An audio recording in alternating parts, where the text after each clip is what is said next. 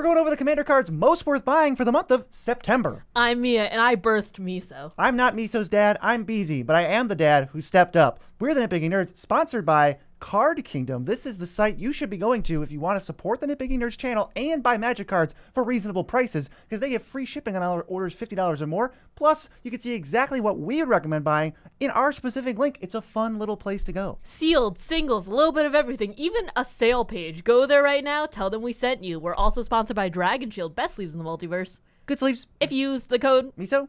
Yeah, no. I think Nerds. it's, yes. Nerds. Then you can save 5% on your Real Money Tax Dollar order, including their new 25th anniversary Great Wave and Starry Night sleeves. They are gorgeous. They are so shiny. I really love them. I'm trying to find a deck for them right now. You should go pick them up. Well, Moxville.com is another sponsor. We're going to be hearing from them later. You can predict when, but you will be wrong because it's impossible to win against us because we're professionals. And we have a Patreon where you can go to see exclusive gameplay that you can't see on the channel. We do set reviews of sets. We did thing you haven't seen is the Modern Horizons 3 Commons and Uncommons set review. That's an example of something that just went up on Patreon only, and you guys have no idea what we think of the Modern Horizons 3 Commons and Uncommons. So if you want extra content, that's the place to go. But right now, we are going to be talking about cards we think are worth buying in the year 2024 in the month of September. There are a lot of good cards, so let's get started with the first one. It is Haywire Might at $2.79. I'm so happy to see that this is down right now. A single mana for a 1/1. When it dies, you gain 2 life. If you pay green and sack it, exile target non-creature artifact or non-creature enchantment. This does so much for 1 mana. This card is like a little house, and he just kind of does a bit of everything. I get to gain 2 life when it dies. Why? I have no idea. That's totally random. Like, Caustic Caterpillar was already a card I played. It was pretty decent, and that was a 1 mana, a 1/1. They have to pay 2 mana to sacrifice to destroy any artifact or enchantment. But now we have the cost reduced, just green to sacrifice it. I get spotted 2 life, and I exile the target instead. The only thing this doesn't have on the Caterpillar is that you have to pick a non-creature permanent. So, like, if a god is turned on, you can't hit that. Or if, like, I don't know, Adaptive Automaton is the other thing I thought of for some reason. You can't hit that. But if you hit a god that is turned off, that does work. I think generally, I've played this card a lot, and it hasn't mattered all that much. Most of the problematic enchantments are problematic because they're enchantments, and they're not creatures. If they're creatures, they're open up to a whole nother slew of removal, so it's really not that big of a downside. I mean, the artifacts and the non-creature enchantments are the sticky ones, but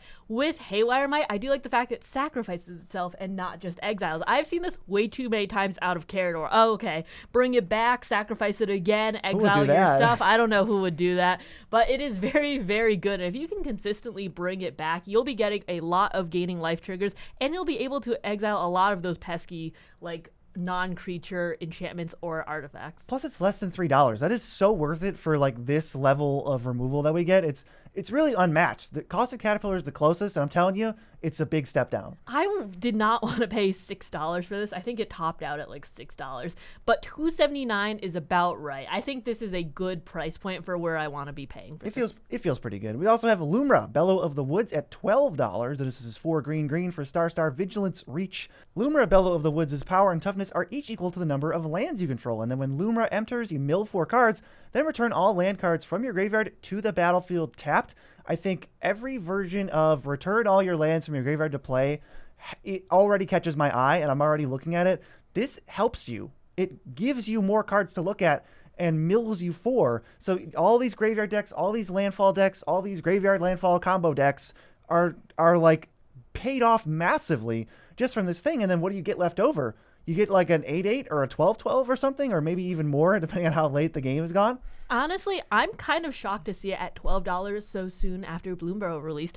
It started pre-ordering at like 30 plus, and I thought it was going to stick around 20. So to see it at 12, that is a pretty good deal in my opinion. Yeah, I'm happy to pick this up at 12. I know a lot of times what happens is the hype cards, they come out, the set, everybody opens it, and then the hype dies a little bit, but then new sets come out. And people realize they don't have a Lumra. They never got one. And then the card prices end up going up. So this is a great one to pick up. Maybe like 1 or 2 copies of. Everybody's out there has a green graveyard deck. If you don't have one, pick up a Lumra and start building one because it's the most fun Magic, period. I think so too. The next one is a part of a cycle that we weren't able to finish a few months ago, but now we are. It's Ruby Medallion at $6. 2 mana for an artifact. Red spells cost 1 less to cast. Simple text line, but because of Ruby Storm in Modern, we were not able to put this when Modern Horizons 3 came out because it was about $12 then. But since then, it's come down, and now it is an affordable price. Yes, this is at pretty much an all-time low. The other printings of Ruby Medallion haven't seen it go this low. Part of, and also Red Mages, be careful. This is probably time sensitive. You know, if you're watching this a week out, it might even have gone up by then because the Modern metagame is shifting big time right now. Nadu was the best deck, and it shoved the Ruby Storm deck right out of the format. But now that Nadu is not in the format, people might be playing it some more, and it might be one of the better decks. So pick this up at $6 for your Commander decks. Any heavy red deck that you might need it for, pick it up now. Then don't have to sweat about it when it goes up to like 12 again. I mean, I remember when the Grixis medallions were like $30 each before Commander Masters and before the MH3 reprints. So seeing it at $6, even after all these like iterations of both reprints and then just being used in multi-format like metas, I feel good about this card. Yeah, Ruby Medallion, finally with the rest of them, you know, below 10 or at the 10 range. We're happy about that. Next is a card you've played a lot of, and it's very annoying. It's so good. I legitimately groan when I see this card. It's Spelunking at $3, 2 and a green for an enchantment. When it enters, draw a card, then you can put a land from your hand onto the battlefield. If it's a cave, you gain 4 life. Lands you control enter untapped. This is an uncommon. It's $3, and it's well worth the $3 for an uncommon because it is so good being able to get that extra land plus all of your stuff coming in untapped. If you're playing a lot of landfall decks where, you know, sometimes some of your utility lands come in tapped, just getting those out and able to be used that turn is such a big boost. Your like Simic Growth Chambers coming in untapped. That's gigantic. I really love this card. Yeah, this has a lot of different various things you can do with it, all of which are good. You can go with like Simic Growth Chamber, like you said, and do weird things where you're like playing Simic Growth Chamber, but then bouncing Simic Growth Chamber and utilizing extra land drops plus Spelunking to basically just turn it into like a super ritual. You can go the other route of, you know, having all of these greedy utility lands that are just going to enter untapped now. But my favorite is that when you just build a landfall deck, you're going to cram a bunch of ramp in there anyway. Most of that ramp says your lands that you get with the ramp enter tapped. Not anymore. Now they're like weird pseudo rituals where all of your ramp spells cost less, so you can play more of them and then fire up something humongous next turn. And Spelunking is just one of those cards that it sits down, it's a little innocuous, it doesn't, you know, overtly say, I'm going to kill you. And it just stays in play a little too long, and you realize they've had 5 lands enter untapped instead of tapped. They're getting so much value out of this. I doubt you're ever going to get a cave. We don't really care about that line. We really don't, but it does help speed up the budget decks like quite a bit. I'd say that I am able to win a couple turns earlier if I have this card out just because of the fact that everything comes in untapped. Yeah, I mean, even just pair it with the card we just talked about. You put Spelunking with Lumra, all of a sudden, having 10 lands enter the battlefield untapped versus tapped, that's like an extra turn. We basically just took an extra turn, and on a $3 uncommon, I will take that all day. And also, I think the most obvious place Spelunking sees a lot of play is the Gates deck. If you're playing a Gates deck, it's a must-have. It's a brand new staple for that deck because all of your crappy lands are tapped. But now they're not crappy. Now Orzhov Guildgate, you mean Scrubland? No matter what you are playing, if you have a mana base that comes in very tapped, I think that this would be a great addition to your deck. Next up is Luminous Broodmoth, a card surprisingly sitting at $2.30 after its reprint. 2 white for a 3/4 flyer. Whenever a creature you control without flying dies, return it to the battlefield under its owner's control with a flying counter on it. This is a card I actually wasn't very impressed with in regards to what I'm paying for it versus what I'm getting, because I know this used to be like $10-12 when it first came out in Ikoria way back in 2020. Yeah, maybe it was a long time ago, somewhere between 2019 and 2021, because all those years are a blur for me. That was like 15 years ago. Yeah, so 15 years ago when this came out, I wasn't super impressed, and I didn't really want to spend $13 on it. But now that it's only $2.30, I think you're definitely going to get bang for your buck. And this isn't a video where we're saying, go speculate and buy 100 Luminous Broodmoths and pay off your college tuition. This is like, Luminous Broodmoth is currently very much 100% worth its price if you want to buy 1 or 2 for a commander deck. If you really want specs, we're going to be speculating later in this video, so just stick around for like hardcore specs. But for now, I think $2.30, great price to pay for this card that has both combos with like Solemnity stuff and value off of Aristocrat Sacrifice versus just raw stats. And like, I play this and I say it's board wipe protection. I mean, he does a little bit of everything. I love things, entering, coming back, dying. And I do like the fact that you can combo with Solemnity. That's really, really like kind of clever. But Luminous Broodmoth was never, in my opinion, worth the 10-12 range. And I was always so like, about it. But 2-something, I think that is a great point to pick it up. It goes in a lot more decks because of that. The next one is a land that goes in, I'd say, a good portion of decks. It's Phyrexian Tower at $21. You could tap it to add colorless, or tap it, sack a creature, add black. This goes in your sacrifice decks. This goes in any deck where you need to go a little bit faster than your opponents and you have some disposable guys. I love playing this in Vampires because there's always a disposable guy to get for a little bit more mana. I think this is one of the best lands in the format, full stop. I think any land that can tap for 2 mana unrestricted is top 5 lands. Like, we're talking about ridiculously busted. We're on Ancient Tomb levels of, oh my god, this is just fast mana if you can get your lands to repeatedly tap for 2, which is why Ancient Tomb is ridiculous. If you've got enough creatures and enough fodder, like we're saying, in a sacrifice deck or a deck that gets on board really quickly with tokens or whatever, this is just better Ancient Tomb. And the downside of it, like, Temple of the False God doesn't work for the first half of the game, and Ancient Tomb deals damage to you. The downside of this is, oh no, I don't have creatures in play. I guess I'll just tap it for mana normally. And also, if I'm tapping it to stack creatures, I'm getting extra colors. Oh my god. Phyrexian Tower, don't feel bad spending $21 on this. I wouldn't feel bad spending $50 on this. Basically, the only time I don't put it in decks is if I have a budget restriction, because the $21 is a bit of a hefty price tag, definitely, especially if your decks usually range around the $100 to $200 range. 21 is a pretty big chunk of that. But if you are allowing yourself to go up in the higher price points, this is so powerful. It will put you turns ahead of other people, and it's really worth it. Yeah, casting 4-drops on turn 3 just because you played a certain land, it really is powerful. I've played a lot of Phyrexian Tower. I have nothing but praise for it. It's really never served me wrong. What can go wrong with it is my other question. Is like, it's just a land that makes colorless mana, and then if you're playing your game plan at all, it's a busted card. Phyrexian Tower, we love you.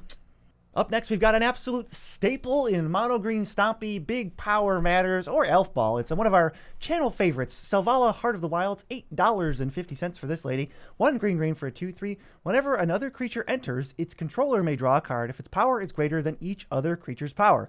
Green, tap, add X mana in any combination of colors, where X is the greatest power among creatures you control. A few things to note if you have not seen too much of Selvala in your life. This triggers whenever any creature enters under anyone's control, and it only draws them a card if they have the biggest creature on the battlefield. Just so you know that, this triggers mostly for you because you're going to be the one who's most adept at taking advantage of it, but anyone else might get one every once in a while. Ties do not count, but Selvala is spicy. This coming down turn 2 and then just tapping it and going faster than all of your opponents.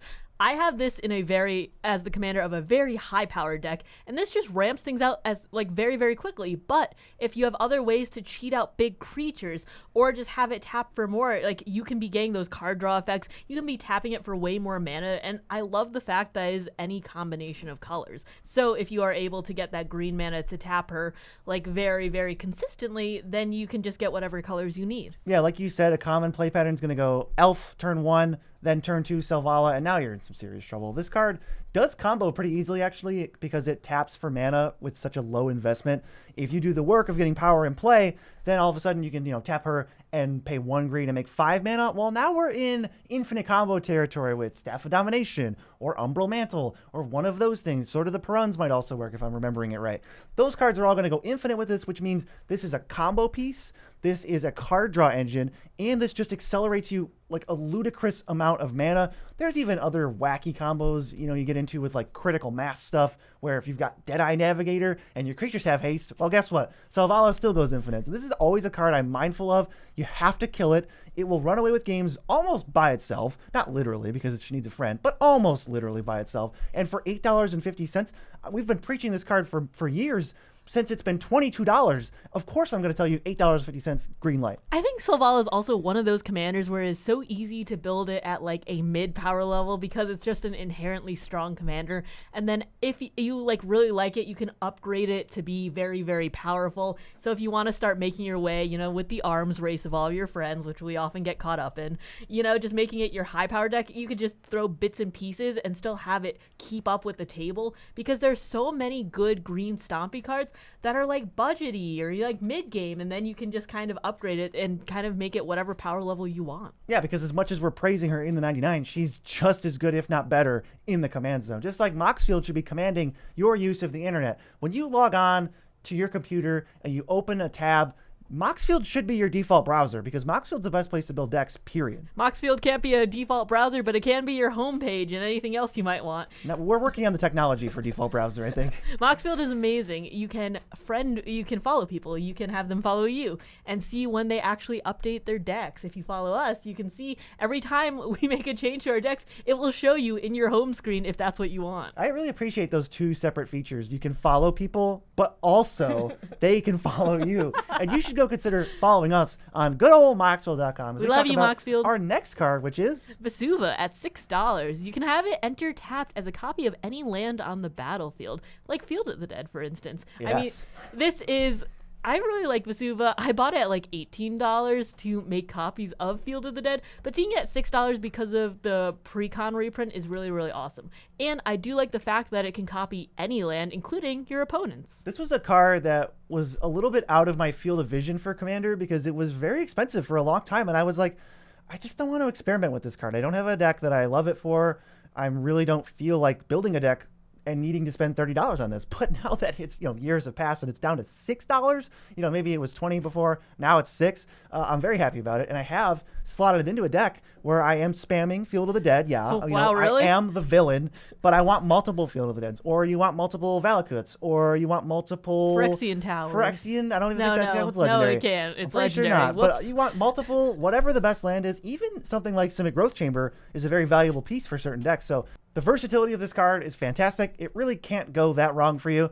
Throw in a Spelunking. Now it's an untapped copy of any land in play. Spelunking with this goes so hard. I really love that. I don't know. I'm just very happy to see that a lot of the staples that people might have been like a little bit hesitant to play around with are coming down in value, so you can throw them in decks now, see how you like them. And speaking of exactly what you just said, another card that I'm literally going to pick up like as soon as I get on cardkingdom.com again, Greater Oromancy, $9. 1 and a white for an enchantment. Other enchantments you control have Shroud, which means it can't be target of any spells or abilities. And enchanted creatures you control also have Shroud. This was like a notorious $50, $60 card because it was from Shadowmoor and it never got a reprint. Wilds of Eldraine finally did that, and now the prices have settled a little bit, and this is down to $9. And I think also worth noting, it might be on the uptick a little bit. Now that people realize this card is out, everyone has access to it, but a lot of people are like, well, this card slaps. This is a very frustrating card to play against. It basically says if you don't answer Greater Oromancy,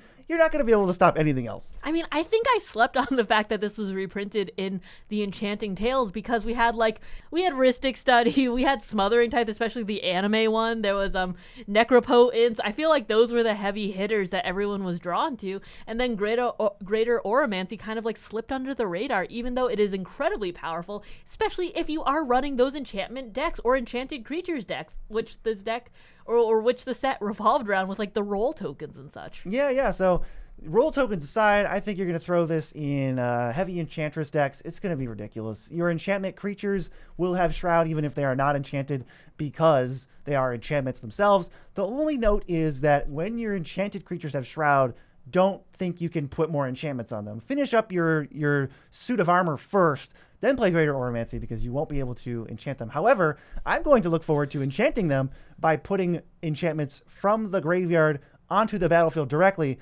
thus getting around the Shroud ability, which is fun. And if BZ plays that deck against you, don't worry. You can ask him to explain it because I feel like we always need an explanation it's for just a tricky rule. I love being tricky. It's one of my favorite things. And this next card, I don't know if it's tricky, but it will win you games. What do we got? We got Hullbreaker Horror at $4.50, a precon card. 5 blue for a 7/8 with flash. The spell can't be countered. When you cast a spell, you choose up to 1. You can return target spell you don't control to its owner's hand or return target non-land permanent to its owner's hand. This combos. This is very, very strong. This is honestly kind of a terror on the battlefield. Crimson Vow was full of bombs and giant creatures, which I think was fair because there's like a lot of creepy horror stuff going on in Innistrad. And this to me blended in a little bit at first, when it first came out. But it's quickly developed into what I think is one of the best single card win conditions in the whole format. If you play Hullbreaker Horror and you still have more game to play, they're not going to beat you. Any spell that would devastate you simply cannot resolve now because you're going to play some instant or a cantrip or whatever and just return the spell to their hand. Try again next turn. There won't be a next turn because I'm going to demolish you. And the other thing it does is it goes infinite with cards that people just play naturally, Soul Ring being one of the main ones. You can bounce your own stuff with the trigger of it. So while you're out here disrupting your opponent's plays and keeping any real threats off the board indefinitely, you can then build up a little bit of a combo in your hand or on the battlefield. You play Soul Ring, and then you play any 0-drop that's a permanent. And now, all of a sudden, the 0-drop bounces the Soul Ring, which taps for 2 mana. Then you play the Soul Ring, and then that bounces the 0-drop, and the Soul Ring can tap for 2 mana. So that just gives you infinite mana.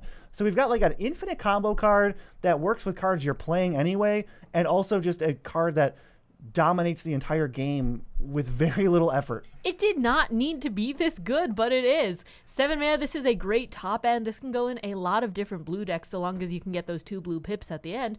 And the fact that it could be flashed in if you need like a surprise blocker just in case, because it's a 7/8/2 that can't be countered. Just huge. I mean, really, if you're in combat metas, if you're trying to combo, this really is a great card overall. What about precons? Is it too good for precons? I mean, WotC doesn't think so. So, I mean, it was in the fairy precon.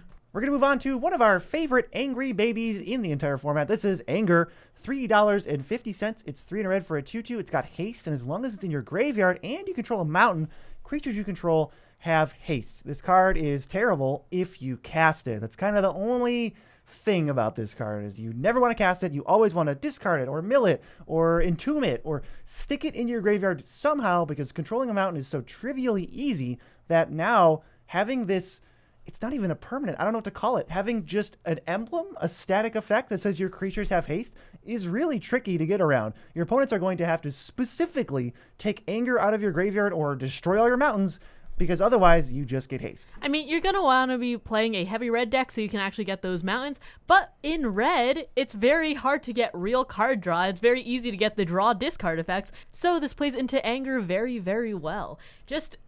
I want to go really fast when I have a large board of just a bunch of little guys, and he is my favorite angry baby. How did you know? It's top 3 for sure. Other angry babies really don't have anything Child on of Alara.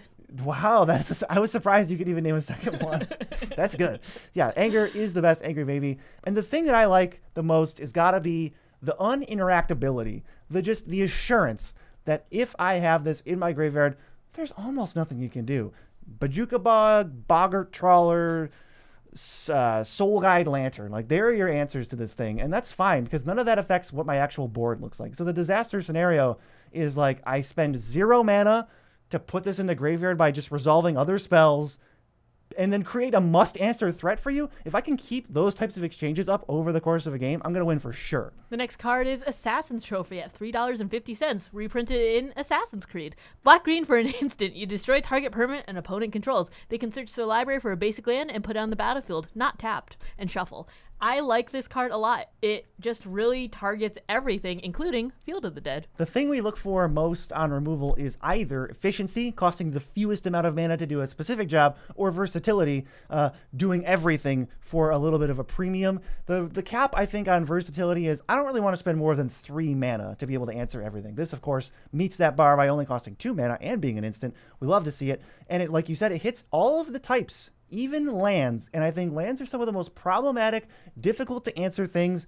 Look, I am the guy clowning around with Field of the Dead in every single deck.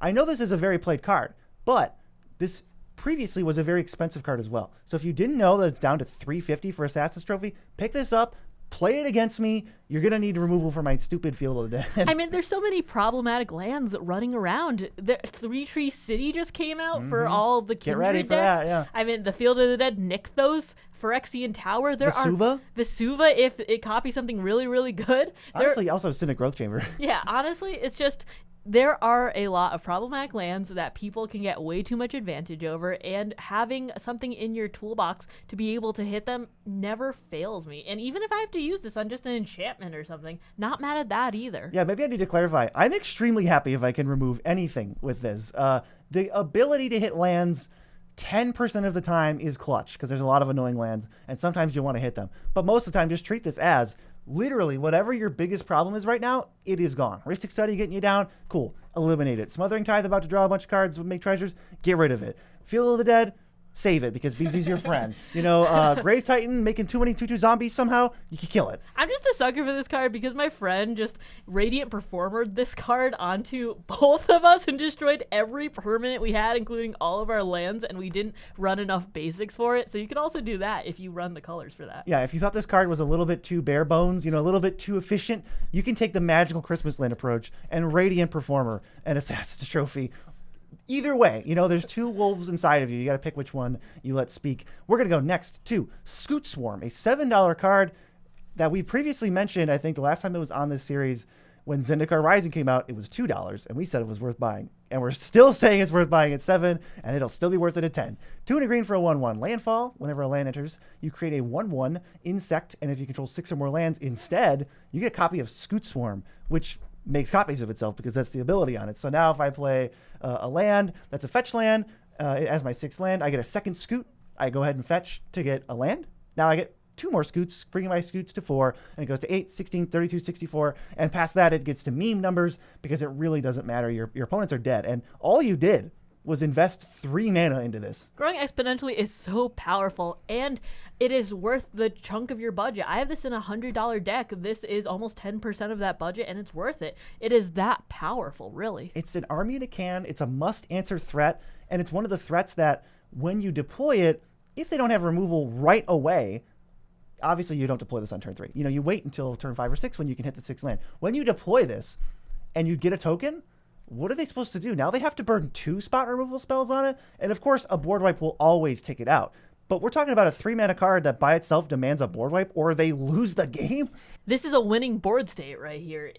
I feel weird using like a swords on a 1/1, but I would use a swords on this 1/1. You got to get the pest control down before it's too late, which is it's almost immediately too late. Pack your board wipes, save up your removal. Maybe shrivel, throw a massacre worm down. That's one of the best answers. But staying on the theme of Magical Christmas Land, one thing I've always wanted to do with Scoot Swarm is mutate onto it.